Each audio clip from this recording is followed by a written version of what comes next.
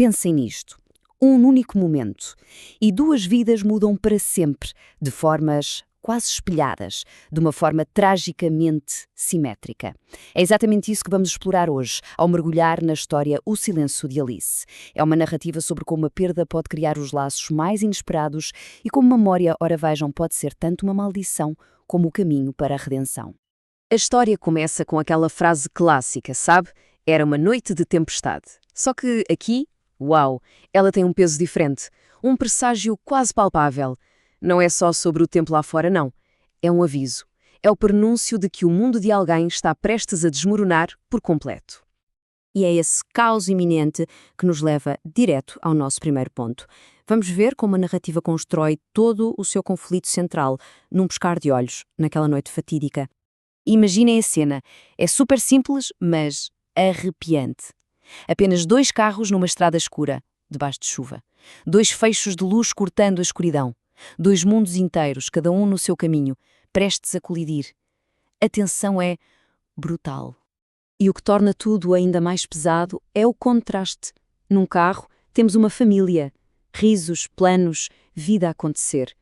No outro, a solidão de um homem, Ricardo, a conduzir sozinho. A história joga com isso, o cheio contra o vazio, segundos antes do impacto.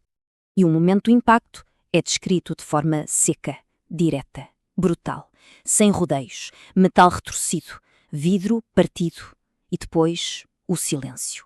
Um silêncio ensurdecedor que apaga todo o som de vida que existia segundos antes. E é no meio dos destroços que surge algo, uma simetria terrível.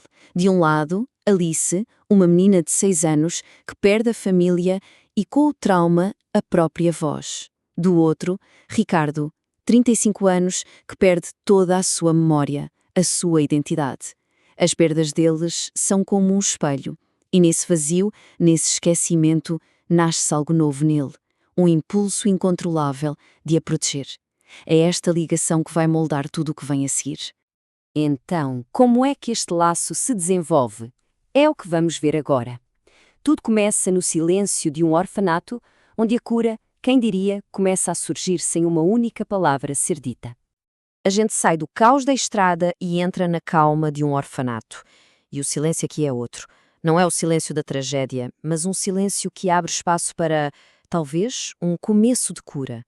É neste ambiente que os 2 sobreviventes, isolados no seu próprio mundo, começam a construir uma ponte um para o outro, sem precisarem de palavras.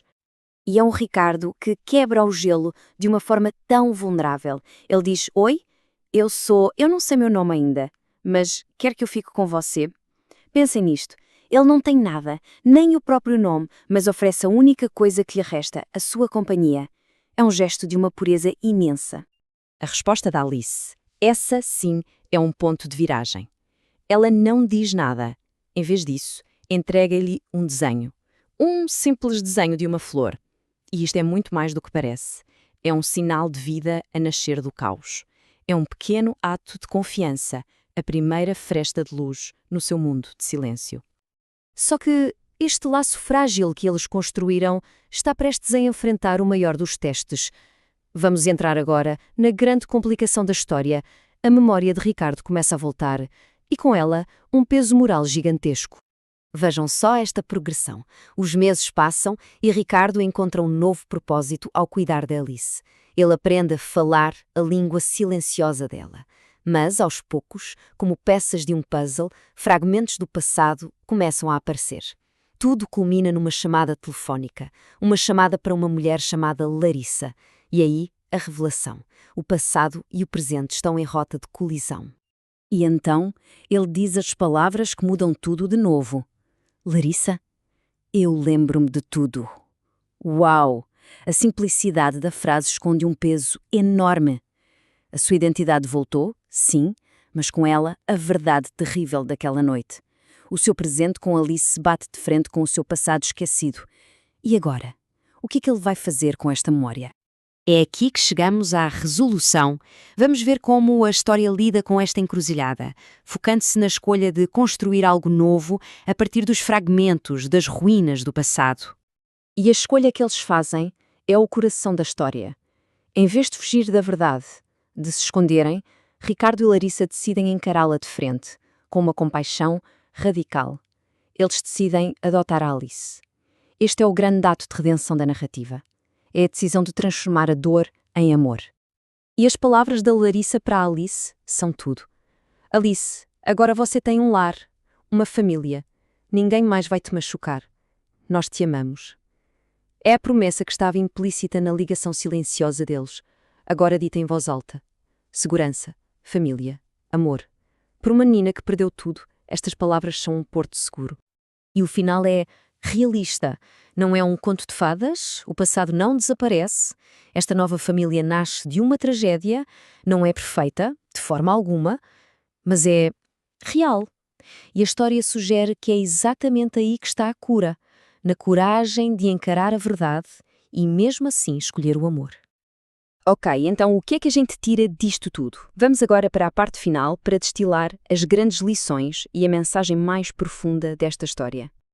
O grande tema aqui é, claro, a redenção. Mas não é uma redenção mágica. A história mostra que a redenção não é apagar o que aconteceu. É uma ação. É uma escolha. É a escolha de Ricardo e Larissa de pegar nas cinzas de uma tragédia e construir algo novo, um futuro baseado na compaixão. Então, qual é a lição final? Ou melhor, as lições. Primeiro, a vida é frágil. Um segundo muda tudo. Segundo, a compaixão e a coragem fazem quase milagres. Terceiro, e isto é muito forte, o coração lembra-se do que a mente esquece. E por fim, o verdadeiro poder não está no que dizemos, mas no que fazemos, no cuidado, na confiança. É daí que, mesmo da maior dor, pode nascer um grande amor. E tudo isto nos deixa com uma pergunta final, bem no centro do dilema moral da história. Será que um ato de bondade pode de facto redimir uma tragédia? A perda da Alice não foi apagada. A família dela não volta. Mas Ricardo e Larissa criaram um novo futuro para ela. A história chama a isto redenção. Mas será que é? Fica a questão para pensarmos sobre esta dança complicada entre dor, responsabilidade e o incrível poder da compaixão.